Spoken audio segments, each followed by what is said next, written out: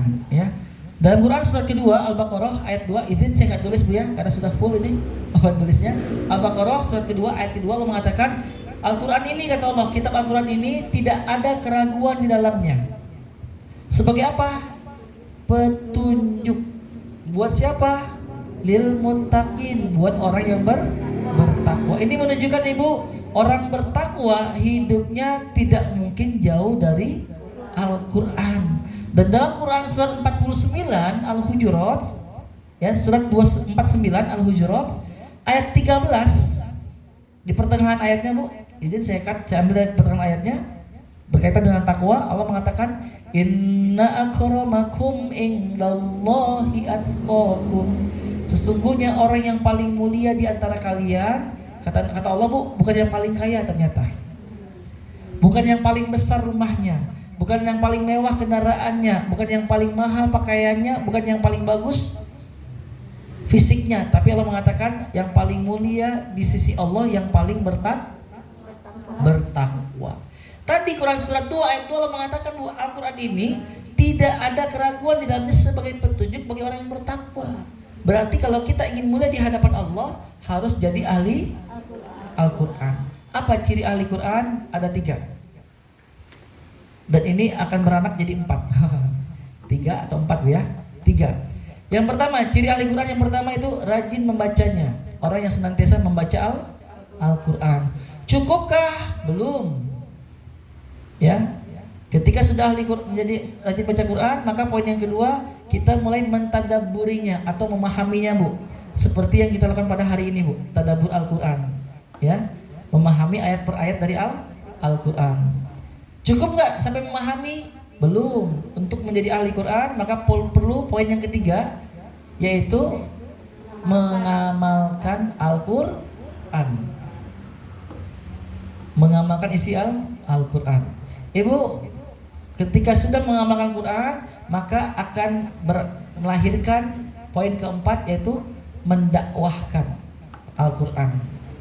Kenapa Bu? Karena di antara perintah Allah dalam pengamalan, Quran surat ke-66 At-Tahrim ayat ke-6 Allah mengatakan, ya ayyuhalladzina amanu qu anfusakum wa ahlikum naro. Hai orang-orang yang beriman, jagalah diri kalian dan keluarga dari api.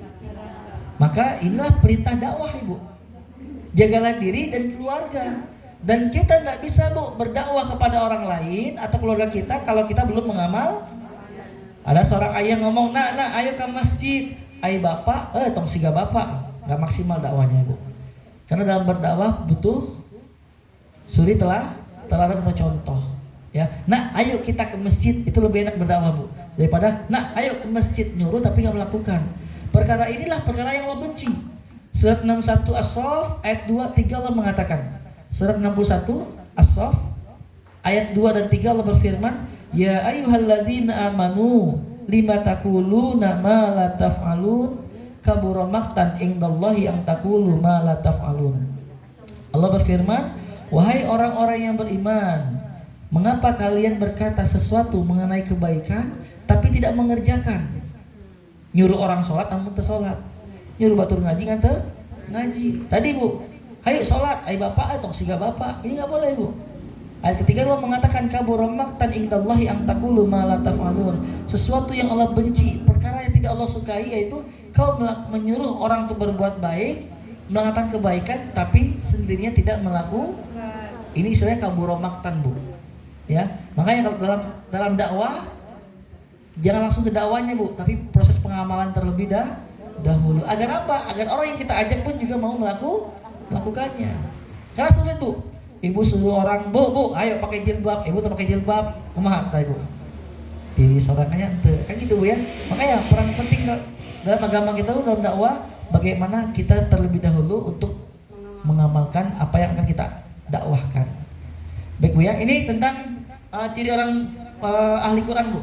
Pertama membacanya, kedua tadi mengamalkan, memahami atau mentadaburi, yang ketiga mengamalkan, yang keempat mendakwahkan.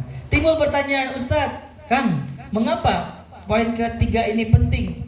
Ya, Ya, ketiga Bu ya, untuk jadi ahli Quran ini penting ya, karena tadi Ramadan disebut dengan syahrul Quran. Apa untungnya buat kita Bu? Pertama, orang yang jadi ahli Quran jaminan dari Allah. Quran surat 10 Yunus ayat 57 tentang keutamaan Quran. Surat 10 Yunus ayat 57. A'udzubillahi minasyaitonirrajim. Izin saya bacakan Bu ya. Allah berfirman dalam ayat ini Bu, ya ayyuhan nas, wahai manusia. 10 ayat 57 Yunus. Qad ja'atkum mau'izatum mir rabbikum, sungguh telah datang kepada kalian mau'izah, pelajaran. Mau'izah di sini Bu maksudnya Al-Qur'an. Dari siapa Al-Qur'an datang? Mir rabbikum, dari Rabb kalian, dari Allah Subhanahu wa taala. Sebagai apa? Syifa'ul lima fis sudur. Syifa. Apa artinya syifa Bu? Syifa. Apa artinya syifa? Penyembuh. Tong kekeh obat wae Bu. Obat itu bahasa Arabnya dawaun. Ibu saya pengen nanya, beda atau benten antara obat dan juga penyembuh? Beda dan benten Bu ya. Saya nggak mau kasih tahu sama. Kenapa? Karena obat belum tentu menyembuh. Betul? Ibu, kata Allah, Quran ini untuk penyembuh penyakit di dalam dada. Apa penyakit dalam dada teh Bu? Apa penyakit hati teh? Iri, dengki. Apa itu dengki Bu? Dengki teh apa Bu? Nggak senang lihat orang bahagia lihat orang sengsara. Oh ini Bu. Ya. Maksudnya apa Bu? Ketika orang lagi nggak bahagia, wah dia bahagia. Ketika orang itu lebih daripada dia, Bu, si ibu eta kamari boga mobil kredit. Ngomongin Bu, nggak seneng aja Bu. Pas kurban Bu ya, aduh kurban, ibu, si ibu taruh kurbannya, wah dia malah nyeneng Bu, seneng orang nggak kurban. Ketika ibu tuh kurban, paling kurban sama kredit seneng. Kayak kurban kredit. Yang penting bagaimana caranya dia betul-betul bahagia lihat orang tidak seneng Bu. Ibu yang pertama Bu. Atau penyakit hati lainnya apa Bu? Fundung. Tahu fundung Bu? Pundung ya kan, maaf ya. Pundung Bu ya. Apa itu pundungan? Belikan. Apa itu belikan? Apa itu belikan Bu? Sulit. Baperan. Baper Bu ya. Ini Bu, ini bagian dari penyakit Ibu punya penyakit hati, dengki, pundungan, belikan. Kalau ibu pergi ke dokter gigi, sembuh nggak Bu?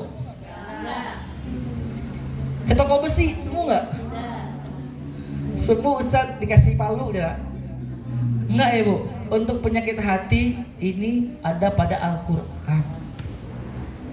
Ya, ke psikiater semua belum tentu Bu. Berapa banyak orang yang punya penyakit psikologis ke psikiater dia tidak sembuh. Tapi ini demi Allah Bu, pengalaman saya tahun kemarin, ini saya pernah menceritakan di sini Bu ya. Salah satu keluarga dari pejabat Kumham Jabar. Ibunya Bu masuk COVID di rumah sakit. Setelah 4 hari COVID, satu ruangan tuh berdua Bu, yang sebelahnya meninggal dunia. Tapi ternyata proses pengurusan jenazah ini bukan langsung oleh perawatnya. 2-3 jam baru datang petugas. Di ibu ini betul-betul mendengar betapa teriak sakitnya sakaratul mautnya ibu ini. Tapi nggak lihat Bu ya. Teriak pun nggak direspon. Karena mungkin mohon maaf karena capeknya petugas mungkin Bu. Jadi petugas datang cuma di jam-jam khusus aja. Pencet tombol untuk manggil petugas nggak datang juga ketika itu Bu. Apa yang terjadi Bu? Meninggal dunia. Apa yang terjadi? Malam-malam ibu ini akhirnya skisnya kena Bu, psikologi kena. Setiap malam yang dasar seakan-akan ini kosong Bu, bergerak sendirilah tiba-tiba, karena sudah kena psikisnya Bu ya. Setelah ibu ini pulang, ya akhirnya ibu yang Kumham Jabar ini nelfon saya, Ustaz maaf, hampir 3 pekan nggak ada kabar nih, kenapa? Kemarin saya kena COVID katanya. Tapi saya baru tahu kena COVID setelah 2 hari. Kenapa? Ada rapat di Jakarta. Pulang dari Jakarta 2 hari kemudian teman ngasih tahu, kemarin ikut rapat tolong dites ya, swab. Karena bapak ini kena, pas kena di swab, waduh, baru ibu ini positif. Ternyata sudah 2 hari di rumah, ada komunikasi dengan keluarga, semua keluarga kena. termasuk ibunya. Ibunya usia hampir 70-an Bu, udah sepuh sekali. Akhirnya apa yang terjadi? Ya orang tua kalau sudah kena COVID ternyata udah punya penyakit lainnya Bu. Akhirnya tidak bisa isoman di rumah sakit. Ketika di rumah sakit apa yang terjadi? Ya tadi kejadian ini Bu. Setelah pulang dari rumah sakit, Masya Allah, apa yang terjadi Bu? Setiap menjelang maghrib ini ibu sering kesurupan. Kesurupan Bu. Satu kejadian yang menarik, bukan menarik Bu, yang mengerikan sebenarnya Bu ya. Apa itu? Ketika kesurupan di malam hari, itu kesurupannya suara anak kecil. Ya, orang tua pada Bu, anak kecil. Ketika kesurupan, jinnya marah. Kenapa? Ketika mulai kerasukan, ada 2 perawat dan 3 anaknya Bu, berarti berlima. Itu masing-masing ada baca Yasin, istighfar, ayat kursi. Jinnya marah. Ayo ngaji itu yang kompak cina Bu. Oh, jin pun ingetin ngaji itu kudu kompak. Ini benar cerita dari keluarga Bu, cerita dari keluarga Bu. Tapi yang menariknya Bu, mereka itu nggak wah baca masing-masing. Ibu ini pingsan, capek pingsan Bu, tiduran. Baru mereka pas sudah kepanikan 5 orang ini mulai reda, mereka baru ngobrol, tadi nggak kalian kalau si yang ngerasukin ini ngingetin kalau ngaji kompak? Oh iya, baru ketawa-ketawa. Cerita Bu. Akhirnya saya sore hari datang ke kantor beliau, saya ke rumah beliau di Telaga Bodas, kan kantor ibu ini Bu di samping Rutan Kebonwaru, Jalan Antapani, Jalan Jakarta.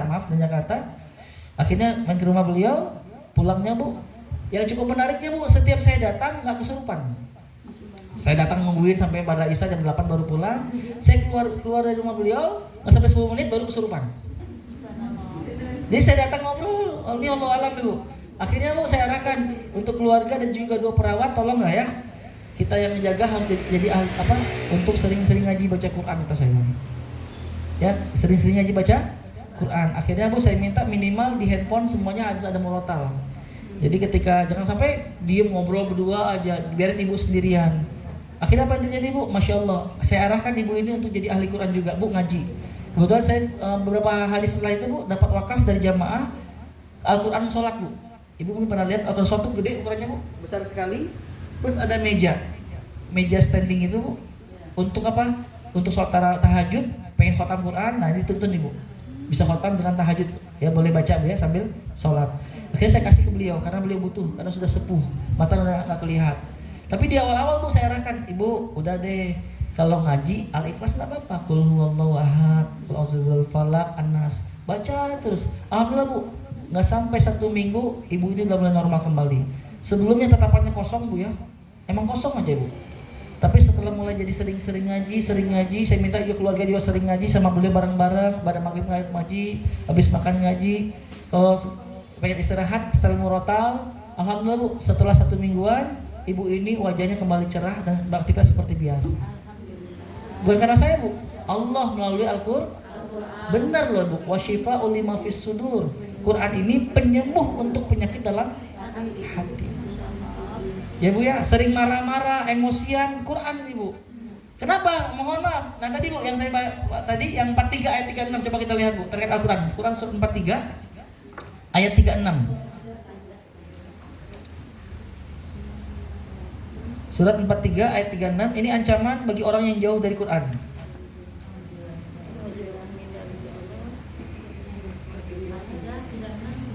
Ayat 36 halaman 492 ayat tadi Bu ya, yang tadi saya salah. Quran surat 43 Az-Zukhruf ayat 36. Surat Az-Zukhruf ayat 36 halaman 492. Ini ancaman bagi orang yang jauh dari Al-Quran. A'udzu billahi minasyaitonir rajim.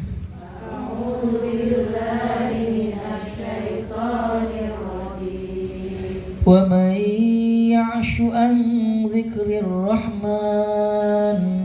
Wa may ya'shu an dzikrir rahman. Nuqayyid lahu syaitanan fahuwa lahu qarin. Lahu syaitanan fahuwa lahu qarin. Di sini Allah berfirman, barang siapa yang berpaling dari pengajaran yang Maha Pengasih, maksudnya Al-Qur'an, Tidak mau baca Quran, tidak mau mentadaburi Quran, apalagi mengamalkan isi Al-Quran. Apa ancaman bagi mereka? Kata Allah, Bu, nuqayyid lahu syaitana, kami biarkan setan menyesatkannya. Jadi Bu, orang-orang yang gak pernah ngaji, secara tidak langsung dia sudah buka pintu lebar-lebar buat setan datang kepadanya, Bu. Gak ada penjagaan dari Allah. Karena Allah mengatakan sendiri, kami biarkan. Yang lebih mengerikan, lihat Bu di akhir ayatnya, fahuwa lahu qarin, maka dia akan menjadi sahabat karibnya setan. Ibu, apa artinya sahabat karib? Bestie. CS, teman dekat. Betul Bu? Ibu kalau punya masalah, lebih senang Ibu cerita sama teman, bisa teman-teman karib? Pasti teman karib, betul? Betul nggak Bu? Kalau mau mendengarkan nasihat, lebih mau sahabat karib pastinya. Kebayang nggak Bu, kalau satu keluarga suami istri anak jauh dari Quran, berarti teman karib satu keluarga ini ada Ini Bu simulasi sederhana ini tadi saya gambarkan Bu ya, izin saya ulangin lagi Bu. Ibu, ini suami nggak pernah ngaji, istri nggak pernah ngaji. Satu waktu suaminya lembur di kantor, pulang jam 8 malam.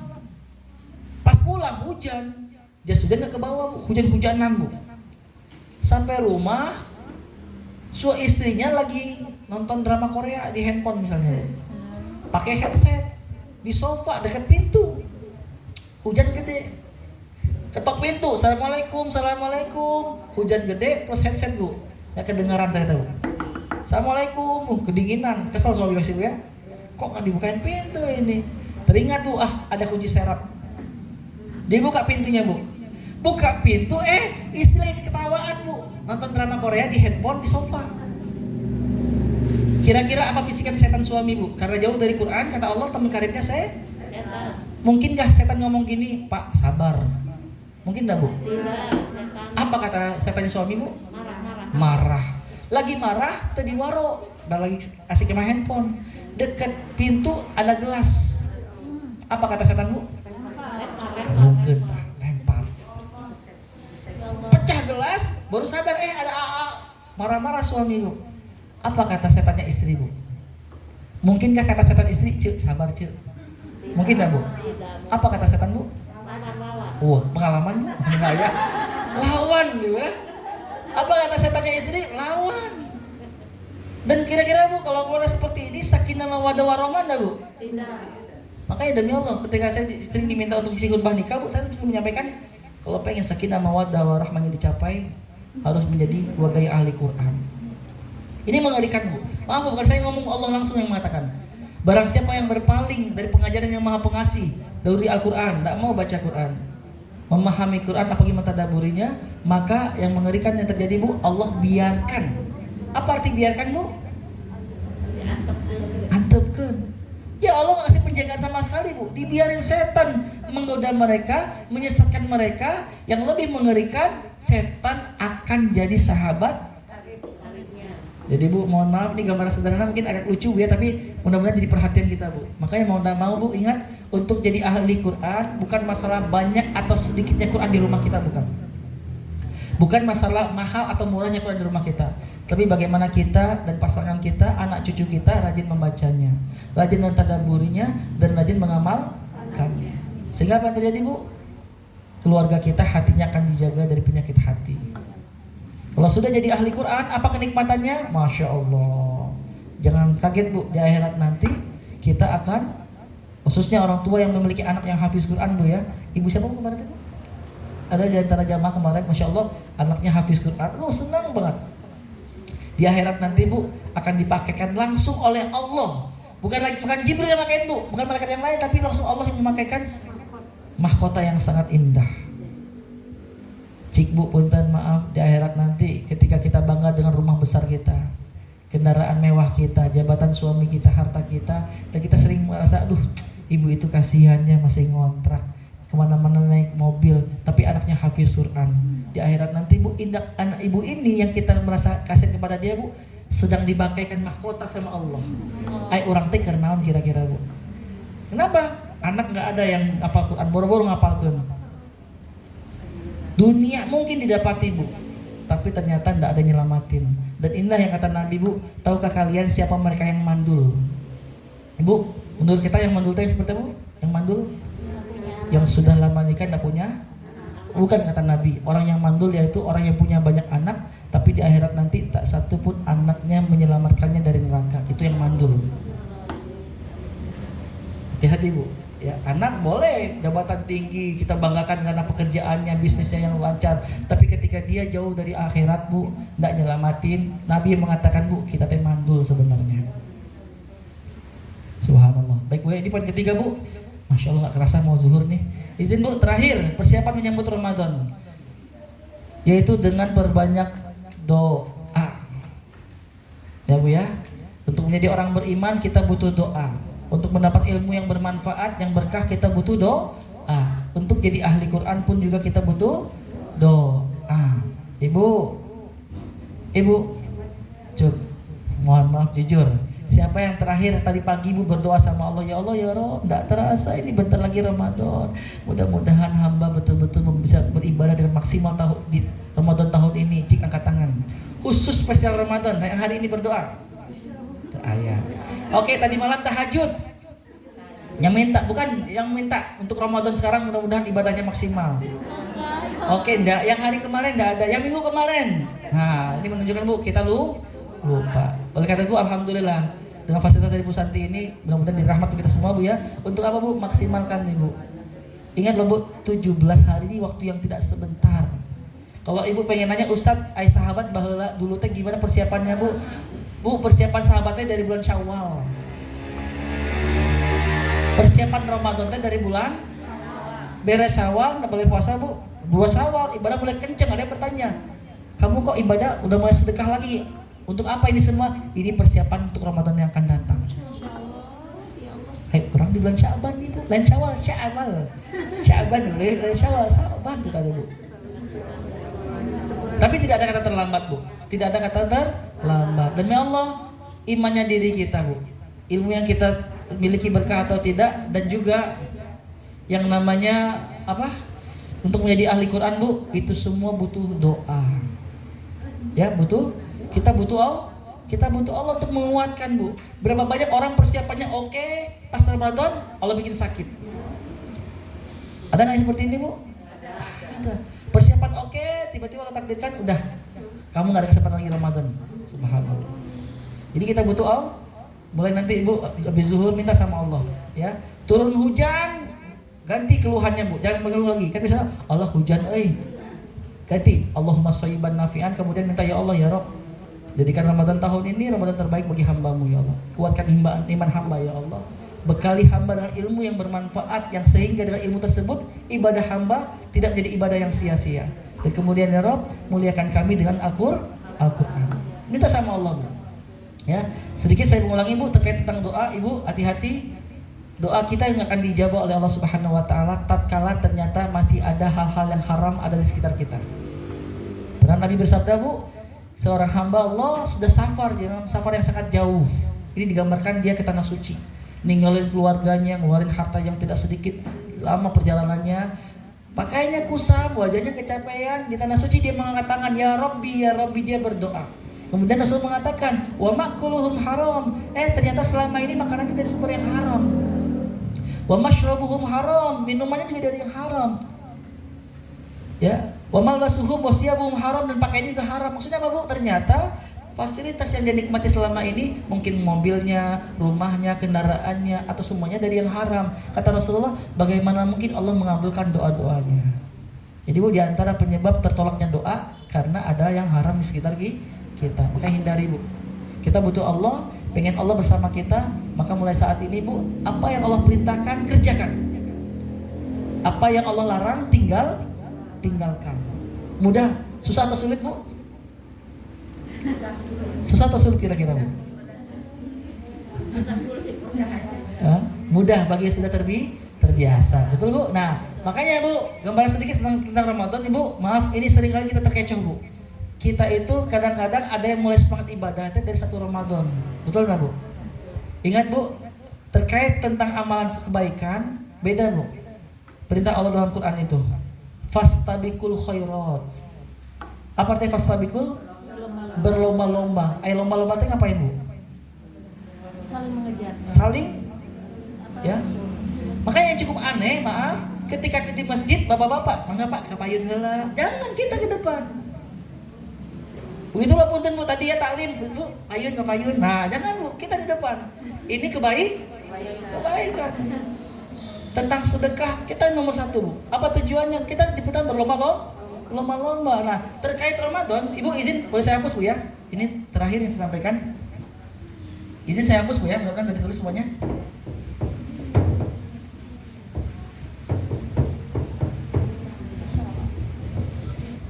Bu, terkait Ramadan.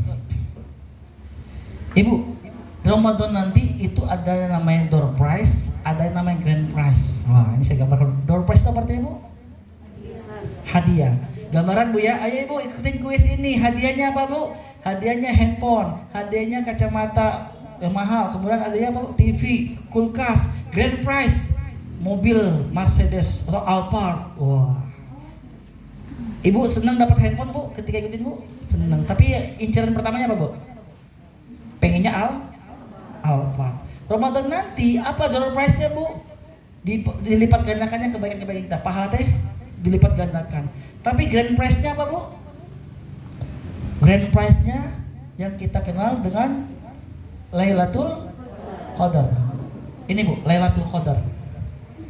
Lailatul Qadri khairum min alfi syahr. Kata Allah, malam kemuliaan ini lebih baik daripada 1000 bulan. Ditaksir itu 83 tahun. Ibu bayangin Bu, ada usia 83 di sini Bu? Maaf, yang 83 ada? Tidak ada. Pun kalau ada, mungkin nggak dia beribadah full dari lahir sampai dia meninggal? Tidak mungkin. Tapi tatkala kita dapat Bu Lailatul Qadar ini, pahalanya sama seperti kita beribadah full 83 tahun tanpa berhenti. Grand prize saya katakan Bu. Nah, gambaran tentang kan Lailatul Qadar itu Allah nggak simpan di depan, betul nggak Bu? Allah simpannya di akhir 10 hari terakhir malam ganjil, betul? Malam 21, 23, 25, 27. Ibu, gambaran tadi kata Allah lomba. Berlomba-lombalah dalam kebaikan. Contoh Ibu, kita mau balap sepeda misalnya. Sepeda berapa kilo biasanya Bu kalau balap sepeda teh? 10 atau 20 kilo Ibu. Ya.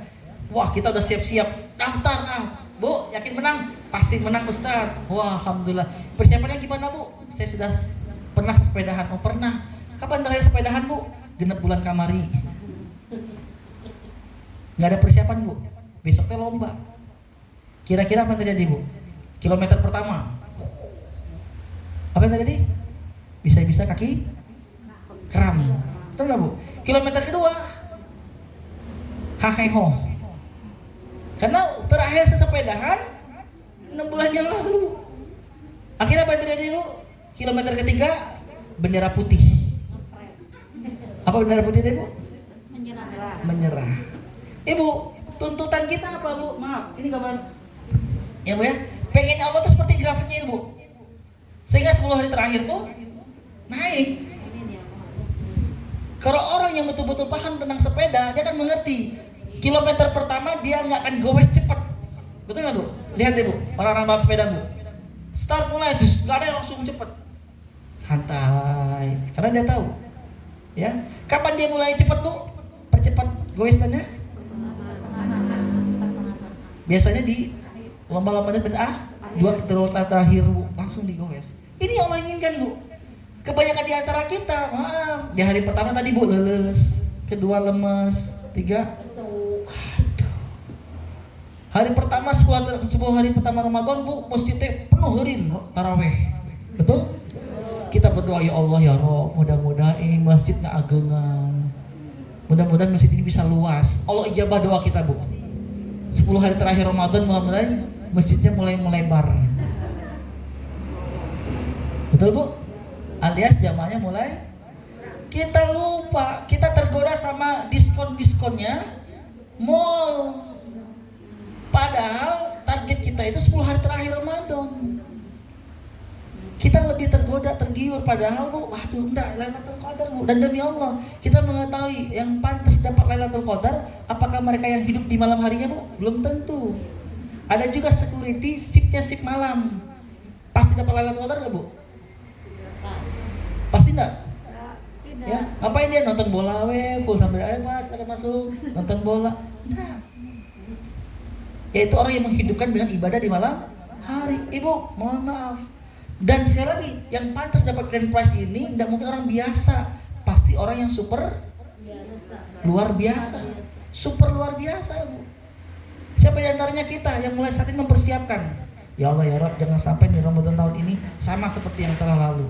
Masya Allah, tadi sudah dapat ilmunya. Yang pertama iman, kedua ilmu, ketiga ahli Quran. Persiapan ini semua, kemudian doa.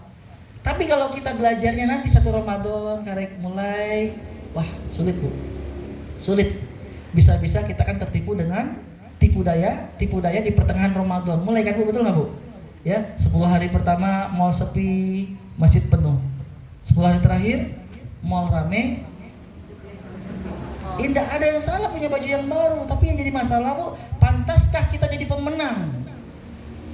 1 Syawal kita merasa alhamdulillah seperti bayi yang baru lahir, tapi kira-kira pantas nggak mendapatkan predikat itu? Kalau ternyata Ramadan kita kemarin biasa-biasa aja.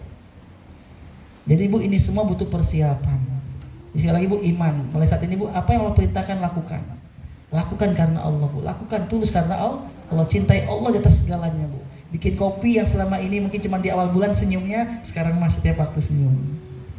Karena ada Bu di luar sana ibu-ibu senyum sama suami kalau di awal Bu. Ada apa di awal bulan? Kita enggak, bismillah. Mulai saat ini latihan Bu.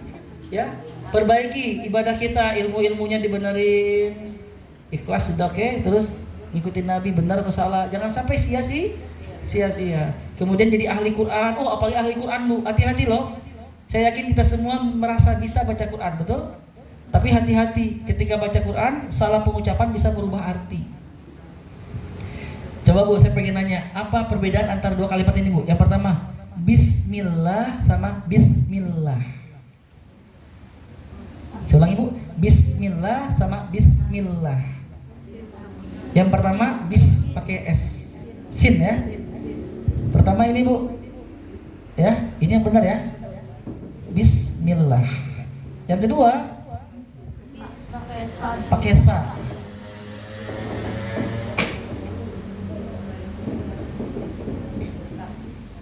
Mirip nggak Bu? Mirip? Tapi sama nggak? Artinya juga beda Bu. Yang di atas artinya dengan nama Allah. Yang di bawah Bismillah dengan dosa Allah. Ismun artinya nama, ismun artinya dosa. Fatal enggak Bu? Ini nih, makharijul huruf. Alhamdulillahi rabbil alamin. Segala puji milik Allah Rabb semesta. Benar ain. Ainnya ganti hamzah berubah Bu. Alhamdulillahi rabbil alamin. Hati-hati, berubah artinya. Segala puji milik Allah, Tuhannya orang-orang sakit. Ain sama hamzah padahal. Ya, ini gambar sederhana Bu. Ini yang pertama makharijul huruf. Yang kedua, sering kesalahan terjadi itu adalah tentang panjang pendek. Yang pendek dipanjangin, yang panjang dipendek. Bisa berubah arti Bu. Contoh ayat familiar Bu. La in syakartum la azidannakum. Nah, ini yang benar seperti ini Bu ya. La azidannakum. Dan nakum. La azidannakum. Apa artinya? Kalau kalian bersyukur pasti kutambahkan. La-nya kita panjangin. La in syakartum la azidannakum. Artinya berubah Bu. Yang di atas, kalau kalian bersyukur pasti kutambahkan. Yang di bawah, kalau kalian bersyukur tidak akan kutambahkan. Fatal enggak Bu? Ini sederhana loh Bu ya, panjang pendek. Atau tentang tasydid. Oh, tasydid juga fatal juga nih Bu. La ilaha illallah. Apa artinya? Tidak tahu sama. Tasydidnya kita hilangkan Bu. Izin Bu ya, saya selesaikan dulu ini, setelah ini kita dan la ilaha illallah. Apa bedanya Bu? Sekali lagi, yang pertama la ilaha illallah. Yang kedua la ilaha illallah. Illa. Yang pertama artinya tidak ada Tuhan selain Allah. Yang kedua tidak ada Tuhan kepada Allah. Makanya saya pernah mendengar muazin, asyhadu anna ilaha illallah. Salah. Makanya maaf, ketika tasdid aja dihilangkan bisa berubah. Butuh ilmu nah Bu. Nah ini bagian nomor 2 tadi, perlu belajar. Ibu maaf, saya yakin kita semua merasa bisa tuh, tapi penting bagi kita untuk memastikan bacaan kita benar. Ketika ngaji dan nggak mau belajar, padahal maaf ya, masih banyak yang salah, bisa jatuh dosa. Tapi sebaliknya Bu, kita ngaji sambil belajar memperbaiki, ini kata Nabi dapat 2 pahala. Pertama pahala belajar, yang kedua pahala baca Quran. Jadi jangan pernah berhenti belajar. Ibu maaf, sudah azan, saya cukupin Bu ya. Baik, kemudian sebelum saya tutup dan matiin aja Bu, ini ya. Sebentar sebelum saya tutup.